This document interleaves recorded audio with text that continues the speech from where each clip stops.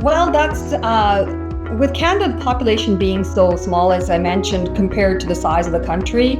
In mobility, you can have the option to sometimes put people in places that are outside of the big cities, because really we have main three big cities: Toronto, Montreal, and Vancouver, for such a large country.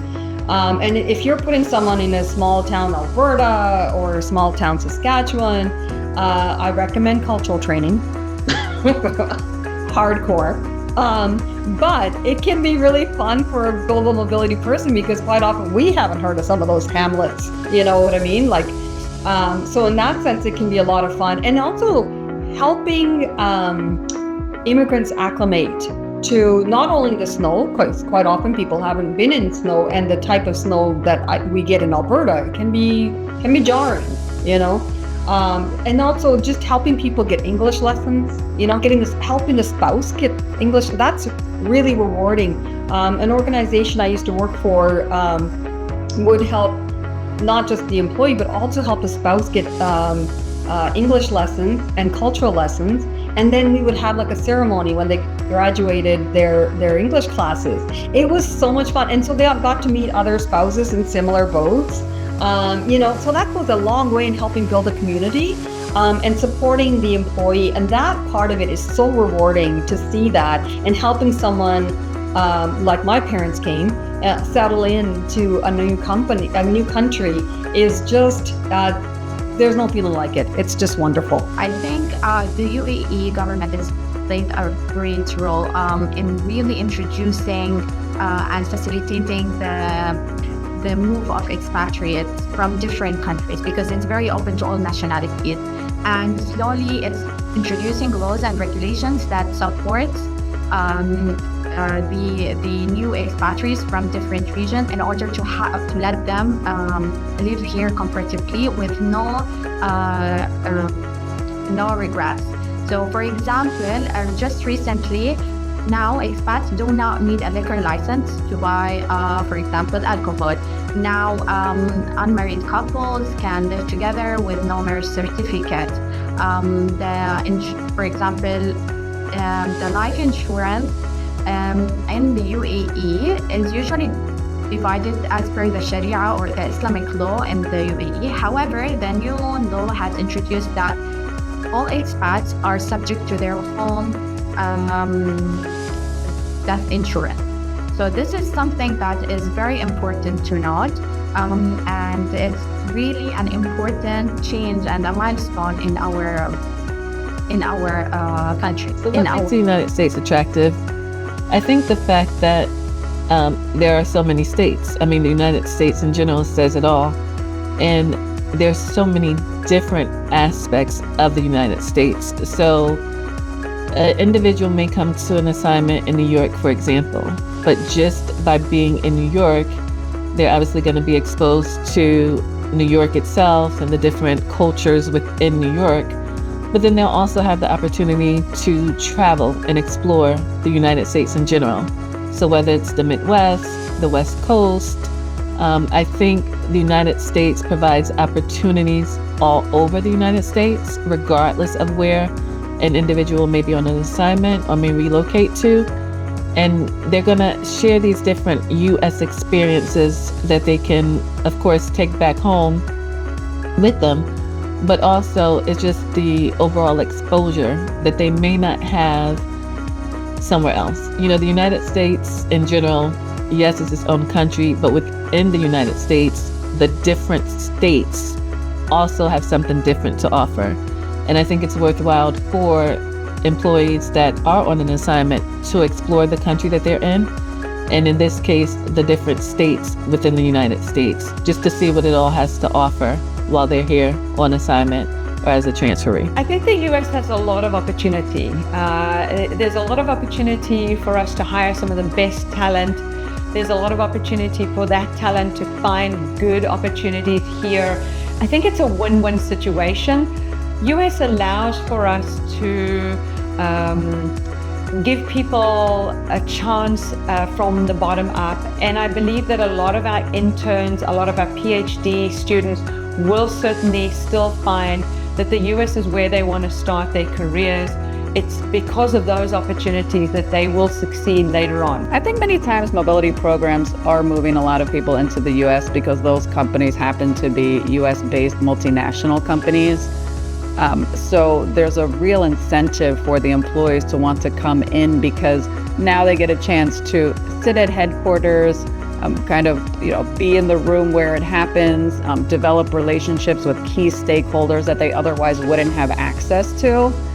And I think that's a big incentive for people when they're wanting to move here under those circumstances. So I think for a global mobility professional, the US is a great location because there are so many companies headquartered out of here, but there are so many large programs that are run out of the US. So the opportunity to do a lot of different things in the mobility space or try new things or manage a really large program may not exist in other locations around the world and not to the same scope and extent. So I think that for a mobility professional, having an opportunity to work in a headquartered US-based program, just the opportunities are endless. Actually, he has a major initiative as far as the global talent visa underway at the moment. So there's actually a really big attraction tool for subject matter expertise in their field to look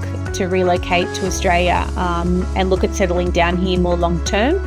I understand that the Global Talent Visa provides a direct pathway to permanent residency and is open to individuals who are at the top of their field within their particular subject matter area.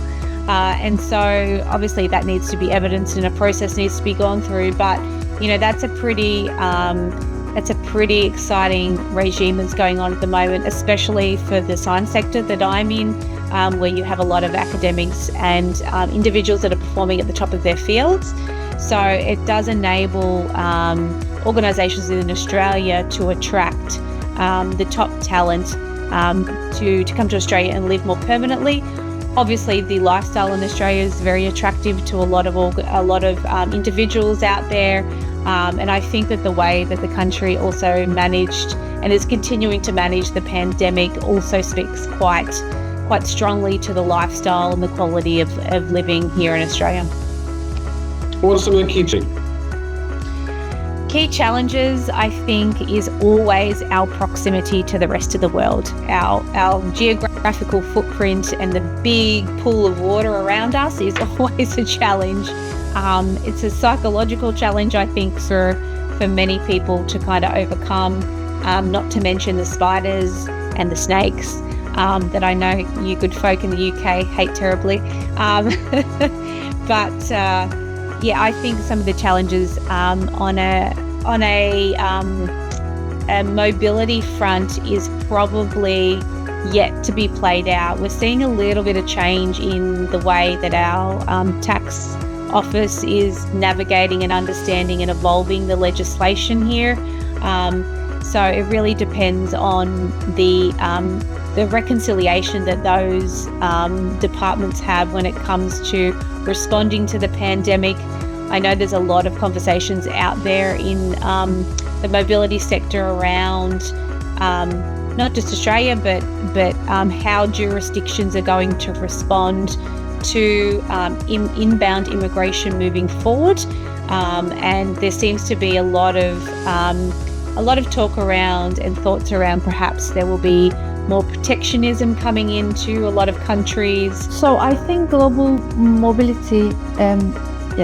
mobility programs are attractive in UK because it gives you the opportunity to work in different environments, and especially for people who are seeking international career.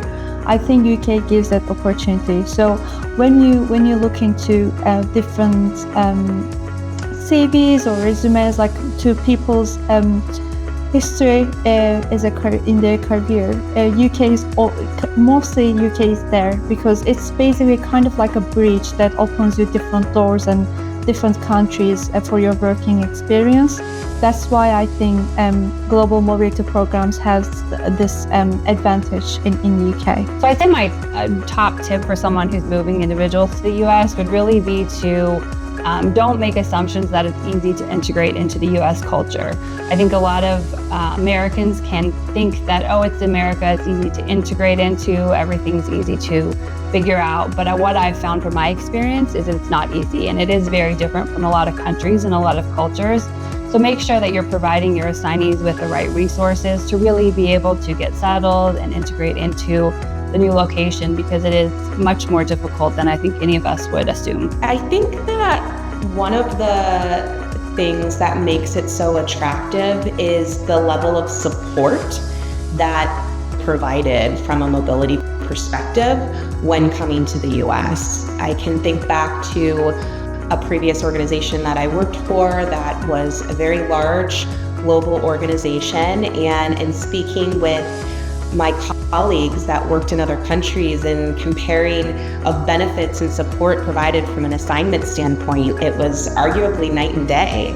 And night and day in the sense that the US support was just much greater.